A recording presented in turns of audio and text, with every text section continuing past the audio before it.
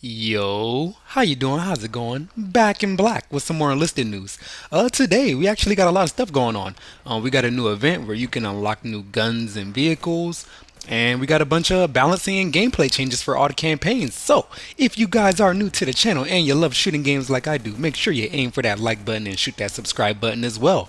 We're almost at 200, so I just want to thank you guys for all the support, and just know that if you do, you will actually get teammates that play the objective. Let's get into it. Anyways, to start things off, let's talk about the Operation Battle Summer. This new event will take place from July 9th until the 21st, which is way more time in comparison to what we got in the D-Day event. So that's actually pretty nice. It gives people more of a chance to actually accomplish stuff. As far as how to participate and what to do, the event will start at 9 a.m. Eastern Time, and you will have to complete a series of challenges one by one. And all these challenges have 2-day time limits. From the 9th to the 11th, you have to get rifle kills, and you got to get a bunch of dubs in the Berlin campaign. From the 11th to the 13th, you have to place in the top 50 percentile of your team and get a bunch of melee kills. So I look forward to actually seeing a bunch of people run around with axes and knives on that day and the following one. From the 13th to the 15th, we're going to have to accumulate wins in the Moscow campaign while also destroying tanks and getting semi-auto rifle kills. I noticed that these challenges get more difficult for the average player as the days go on, and I like that. It adds a sense of pressure and accomplishment for actually completing the rewards. Cause if it was just like easy and you could breeze through the whole time, it's like yeah, we get new stuff, but like I don't know, when you like have a little bit of adversity and then you get rewarded at the end, it feels a little bit better. That's just me though. I don't know how you guys feel about that. But anyways, from the 15th to the 17th, you have to win games in the Normandy campaign, placing in the top 30% as well. And you also have to get tank kills and grenade kills.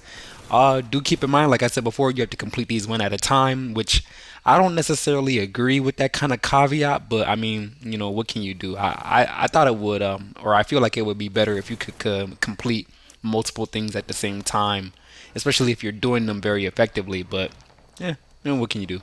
From the 17th to the 19th, you got to get SMG kills, which I'm sure you guys don't have a problem with that because I'm pretty sure that's like the most used type of gun in this game aside from the bolt action rifle, which they kind of force us to use, but that's another story for another day. I actually enjoy bolt action rifles, but the next thing you got to do is you got to earn points as an engineer.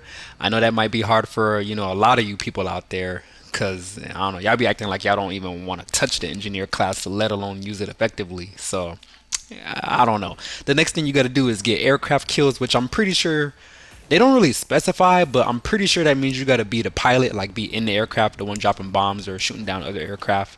And lastly, you got to finish first in the battle, which just depending on your skill level, will be either very easy to do or it might take you a couple of games. But I'm sure with 2 days of time, you can get it done at some point.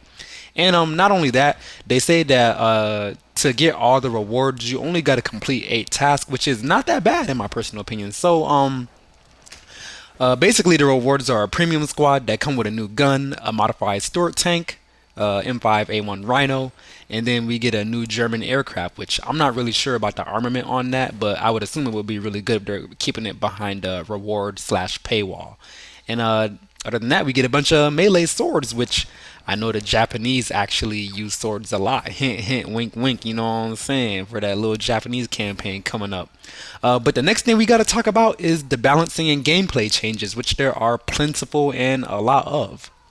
So in this next article right here, we have a bunch of sweeping, balancing, and gameplay changes across the board, mostly for the Battle of Berlin campaign, since that is what most people have been complaining about lately. But they did take some time to address the Normandy and Moscow campaigns as well. On top of that, they have actually taken steps to make being a tanker way more convenient. So let's get into it one step at a time because it is a lot to get into overall. So as far as campaign improvements go, we are getting a new assault mode mission for the Ministry Garden. Additional cover has been added to the train station map and the Ministry Garden map. Generally speaking, for the game, the number of tickets attacking teams are awarded for capturing a point has been reduced for the Battle of Berlin in particular. The capture time for some of the points has been increased as well because it did kind of seem like Russia would kind of bulldoze through the game sometimes. Bull through, bulldoze through. I'm tripping. Neither here nor there. For the Battle of Moscow and the invasion mode in particular, capture time has been increased, and the number of tickets awarded to the capture of a point has been increased as well. For the Battle of Normandy, invasion game modes have had their capture time generally increased across the board, and the assault game mode has had their time to capture a point decreased. As far as vehicles go, the ability to control your machine gun and cannon from the commander view has been added, which basically makes him the most important seat in the tank, which actually makes more sense to me now that I think about it. It used to be the gunner seat, but for the commander to be more useful, it makes more sense. And what else? The reticle where your tank turret is facing has now been marked especially for easier aiming and knowing where your tank cannon shell is going to go. And they did do a couple of big gameplay changes too, most notably being that all daily tasks that you complete will now reward the same amount of Battle Pass experience, which oddly enough, I did not know that it did not do that before, so that's kind of funny to me. That's kind of crazy, actually. What else? The rate of fire on the PPS 42 has been decreased, and the rate of fire on the PPS 43 has been increased, which actually makes sense because I thought the PPS 43 was supposed to be a better weapon. Grenades will no longer automatically explode in the enemy's hand when you shoot them. So sometimes like when you're like shooting somebody and then you just blow up randomly for no reason. That was probably because they were holding a grenade and you shot them. So now they say that it will take a little bit of a sec before you blow up, so you actually have some time to run away. And they say 20 millimeter HE shells will now actually damage enemy players, which again, I didn't even know it didn't do it before. It was probably just one of those things where I would like shoot next to somebody and be like, yo, why didn't he die, or something like that.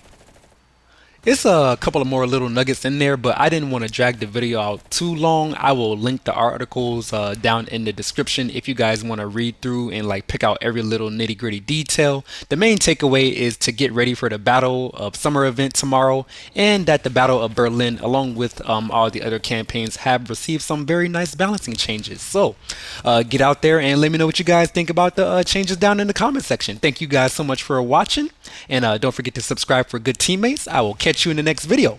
Black Guy out.